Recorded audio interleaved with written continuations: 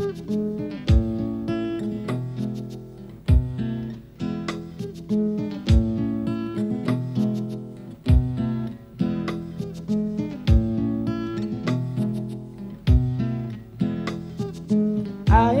o mahinu warika Namibia. Ae o mahinu warika Namibia.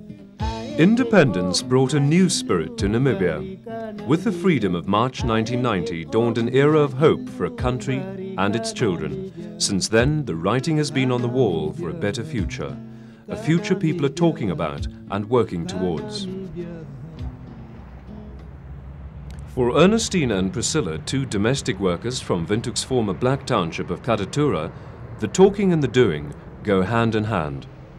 With other people in their community like Stephen, they meet twice a week to learn the new national language of Namibia. In a country long divided by colour, race and language, they want to be part of the changes that will mould Namibia's character and give it strength to grow. Independence was a long time coming for Namibia. It suffered almost a century of cruel colonialism, legalized racism and deliberate suppression.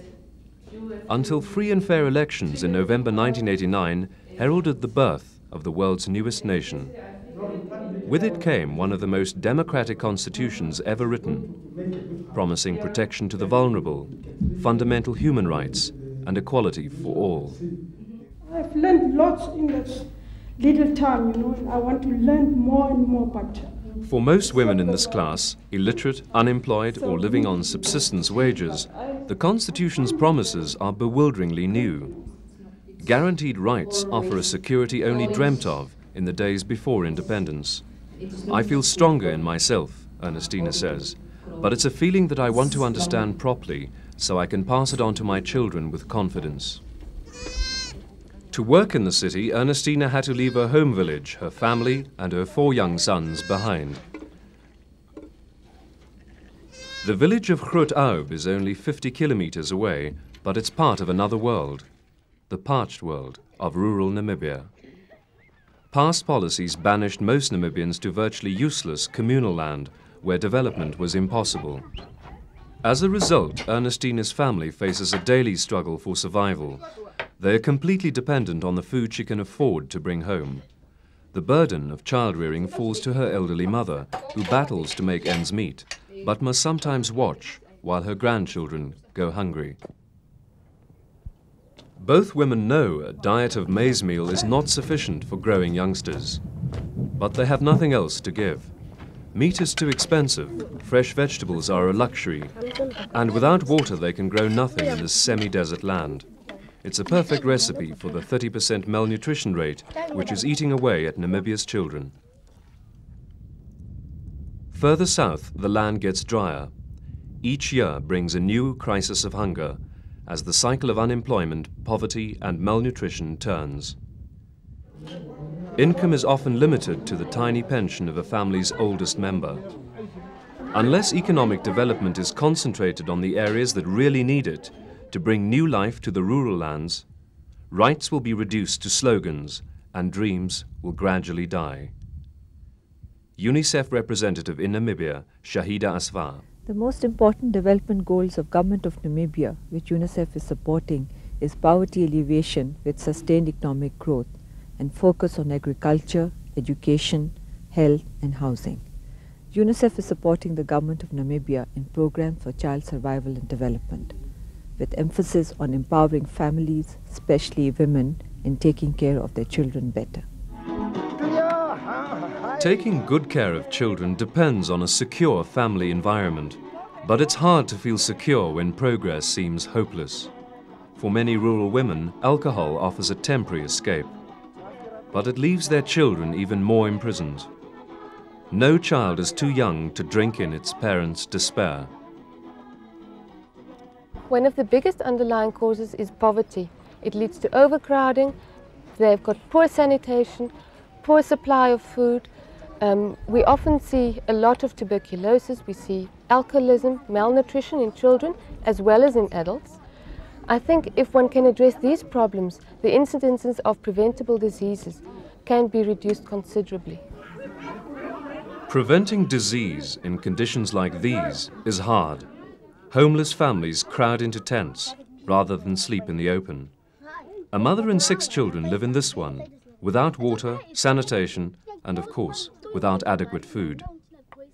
Malnutrition, tuberculosis, and a host of other normally preventable diseases find easy prey. Urban life can be just as treacherous. Infant mortality in Namibia is running at 11%. 1 in 5 children will never reach their 5th birthday. In Katatura, growing up is no easy game. Only 5 kilometers away, the capital has seen many changes, from a colonial past to a present-day facelift and unprecedented investment. Its glitter and wealth are out of reach for most, but there are attractive spin-offs. There's money around in Windhoek, and at least some of it filters into Katatura. The lure of a job brought Stephen to Windhoek 20 years ago. His family still lives in the former homeland of Ovambo, along with an estimated 2/3 of the population. Like thousands of men in Namibia, his life has been that of a migrant worker. He goes home when he can, but the journey is long and the bus fare expensive. For all these men, family life is a distant reality.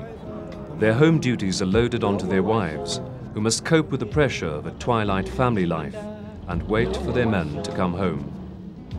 1,000 kilometers north, Ovambo is only just emerging from 23 years of brutal war. A few years ago, Stephen's journey home took him through military roadblocks into the heart of the war zone, where fear and suspicion ruled. Restricted movement, summary arrest, and constant killing robbed a whole generation of its youth. But things are gradually returning to normal. Nowadays, when he goes home, Stephen can greet his family in the relative peace of a free Namibia. And with that peace comes the possibility of development. In nearby Ukwaludi, an integrated area-based program started by the Council of Churches and UNICEF is addressing the needs of rural families. For the women left behind, income-generating projects have begun. With UNICEF support, they have learned how to make bricks, how to market them, and run their own company.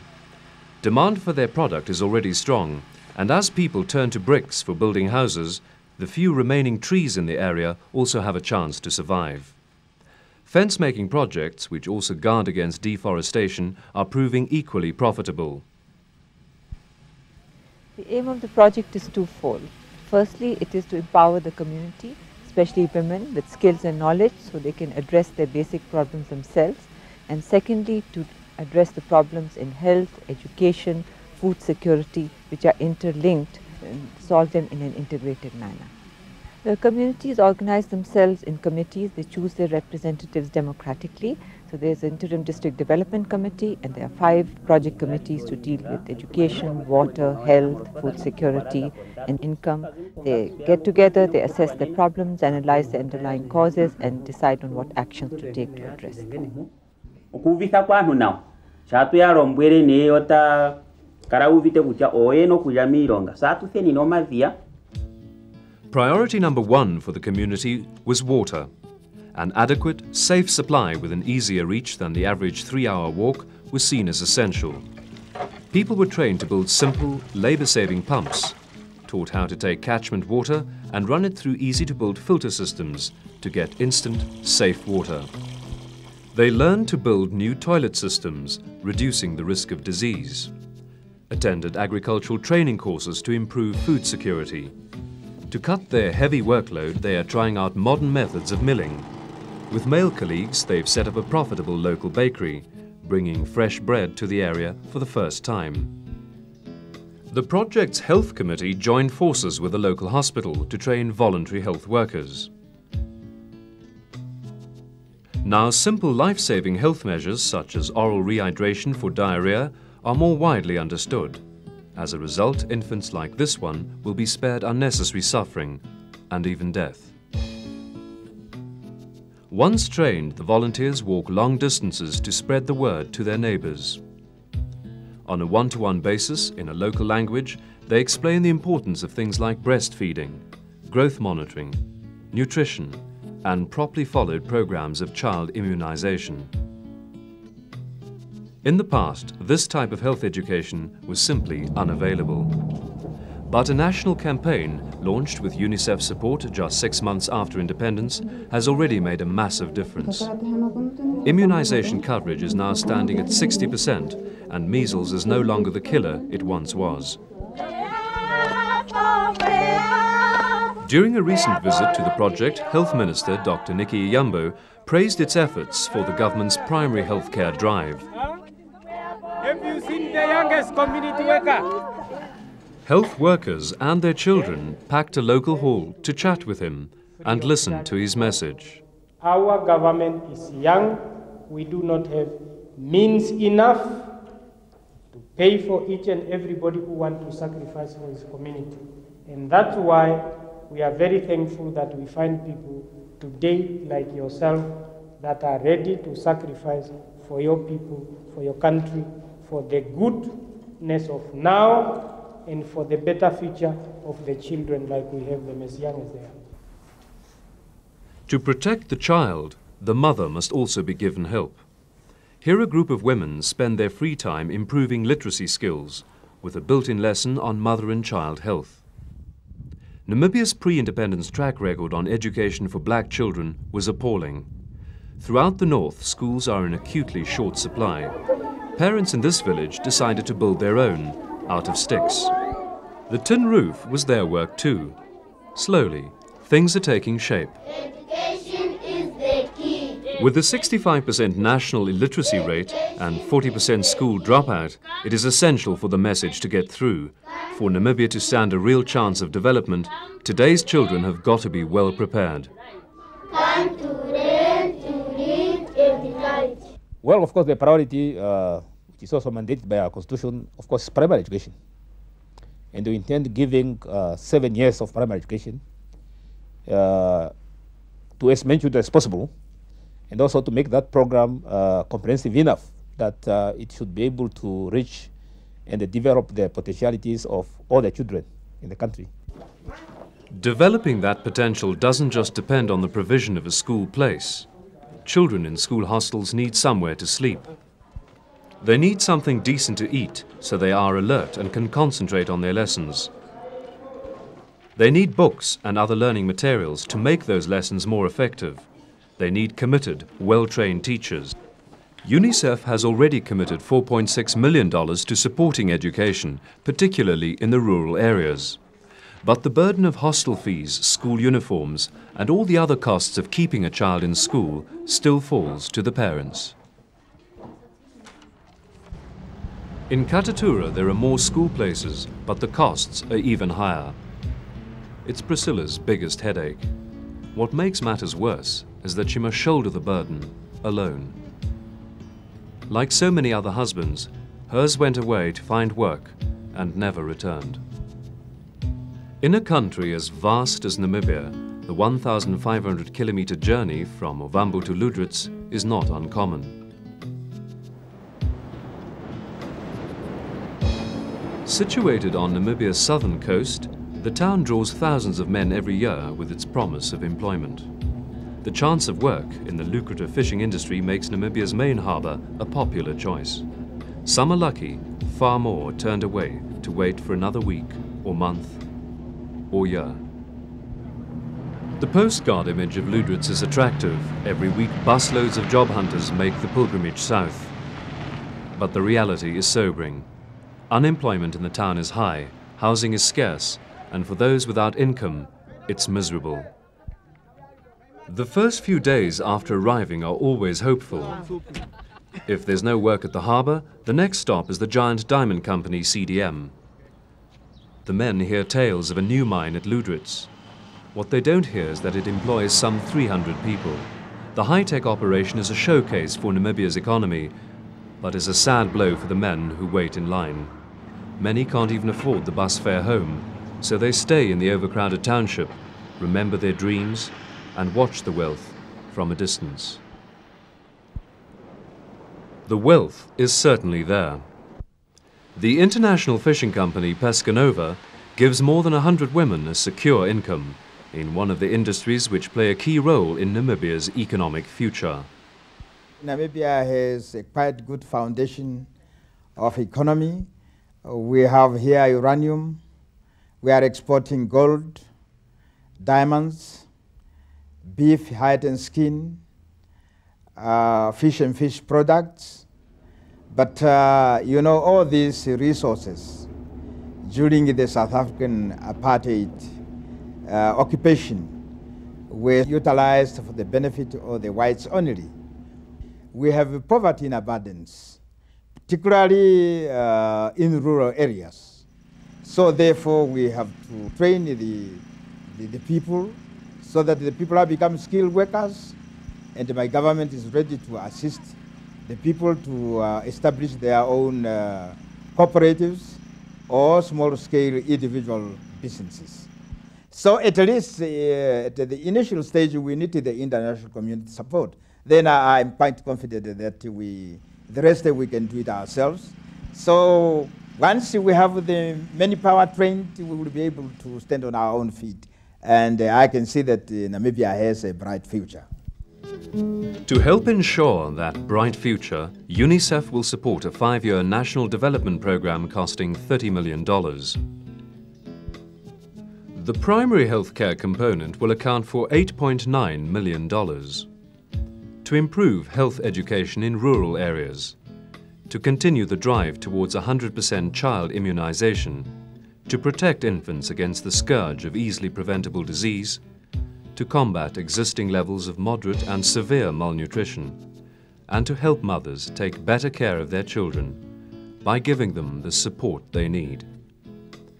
As a key priority, the improvement of rural water supplies will cost $5 million. Throughout Namibia, water and sanitation are in dire need of upgrading. From south to north, plans are being laid to bring water to the semi-desert country. Improving household food security will cost some $2.7 million, as women in rural areas are helped towards the freedom of economic independence. To monitor the program's success, the studies and surveys are constantly comparing new developments against women's directly expressed needs. Upgrading non-formal and basic education will cost a further $4.6 million to pay for the widespread introduction of literacy courses, to give Namibia's youngest learners the schools, teachers, books and equipment that their parents were denied. Supporting the community-based project at Ukwaludi will cost $5.1 million. Though the present focus is on rural development, the program will soon be expanded to urban areas, where costs will be even higher. To help strengthen family units, UNICEF has committed $2.7 million. Programs concentrate on particularly hard-hit families and attempt to draw attention to their plight through mass mobilization. Some of the money goes to support initiatives aimed at the protection of infants and to increase awareness of early childhood needs. Publicizing the importance of children's rights in this new nation will cost almost $1 million. But it's the only way to make sure the message is heard by children and parents alike, so that people like Ernestina, Stephen and Priscilla will continue working for a truly fair society, so that all the people of Namibia, especially the children, will see the writing on the wall come true. Aehe o mahinu warika Namibia. Aehe o mahinu warika Namibia. Aehe o mahinu warika Namibia. Aehe o mahinu warika Namibia. Kanamibia, Kanamibia, Kanamibia, Kanamibia, Kanamibia. Namibia, no washo.